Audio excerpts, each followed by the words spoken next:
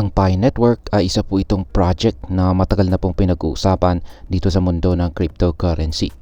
Marami pong mga Pinoy ang sumali rito at umaasang magkaroon ng libreng Pi tokens or Pi coins na maaari pong magkaroon ng malaking halaga sa hinaharap. Ngunit nitong nakaraang March 14, 2025, ayan, kahapon po yan, ay maraming users na po ang nawalan ng kanilang Pi tokens matapos po silang sila ay hindi umabot sa KYC verification. Yan, hindi po nila nakumpleto ang kanilang KYC verification bago ang itinakdang deadline. Kasi kahapon po ang deadline, March 14, 2025. Ngayon, ano nga ba talagang nangyari? Paano po naapektuhan nito ang presyo ng Pi at ano po ang maaring kahinatnan ng Pi Network sa hinaharap? Kaya yan po yung mga katanungan na siyang ating pag-uusapan sa video na ito. Pero bago po tayo magpatuloy, ay pakibasa na lamang po yung disclaimer natin dito sa ibaba ng screen. Ngayon ay ano nga ba ang KYC at bakit po ito napakahalaga?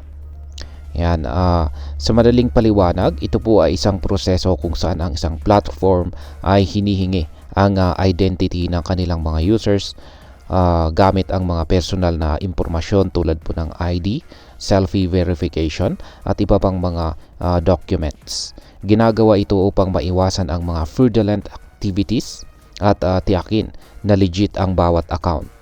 Sa kaso po ng Pi Network, ang KYC verification ay kinakailangang makumpleto bago po mailipat ang mga nakuha nilang Pi tokens sa mainnet o ang official na blockchain ng project. Ibig sabihin ay kung hindi ka po makakapasa sa KYC bago ang deadline, maaaring mawala ang malaking bahagi ng iyong Pi tokens or Pi coins. Ayan. Ngayon ay ano po ang nangyari sa deadline ng Pi Network? At iyan po, kahapon March 14, 2025.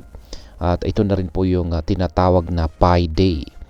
Yan, opisyal na pong natapos ang grace period na binigay ng Pi Network para sa KYC at saka token migration. Ayon po sa kanilang announcement, ang mga hindi po nakatapos ng verification at saka migration bago po ang deadline, yan, 8 a.m. Ayan, March 14, 2025, 8 a.m. po yan ng UTC time. At yan, yung mga hindi po nakatapos ay automatic pong mawawalan ng kanilang tokens. Maliban sa mga namina nila sa loob nitong huling 6 na buwan or last 6 months ago. Yan lang po yung matitira. Ayan, last 6 months ago bago yung deadline na ito. Ayan, yung mas matagal ay wala na. Masusunog na po yan. Dahil dito ay marami pong users ang nagulat at nagreklamo matapos mawalan ng malaking halaga ng Pi tokens. Isa pang dahilan ng kalituhan ay ang mga technical glitches sa KYC. May mga users na sinubukan ang verification ngunit nagkaroon ng error at sa kasamaang palad ay nawalan pa rin sila ng kanilang tokens. Kaya yan, marami po akong nababasa dyan na mga users. Yan, sa comment section natin sa ibaba. Maraming mga nakapag KYC na pero nag-e-error pa rin.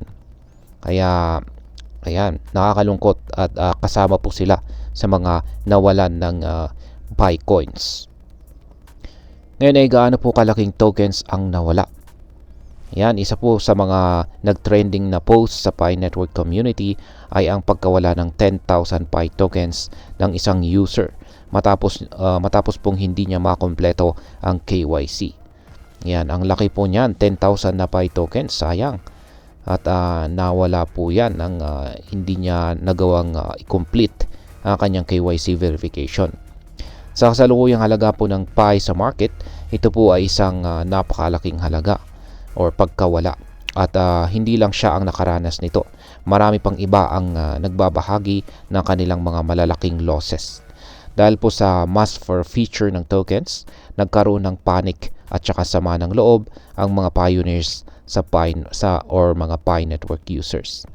Hindi nagtagal ay bumagsak po ang presyo ng Pi ng mahigit 11% na isang malinaw na indikasyon ng negatibong epekto ng mga hindi inaasahang pangyayari. Ngayon ay may pag-asa bang or may pagkakataon pa bang maibalik ang mga nawalang Pi tokens? Sa ngayon ay wala pang malinaw na announcement kung magkakaroon po ng isa na namang extension para sa mga hindi nakaabot sa KYC deadline. Bagamat ilang beses na pong pinalawig ng Pi Network team ang verification period noon, mukhang sa pagkakataong ito ay tila final na po ang kanilang decision.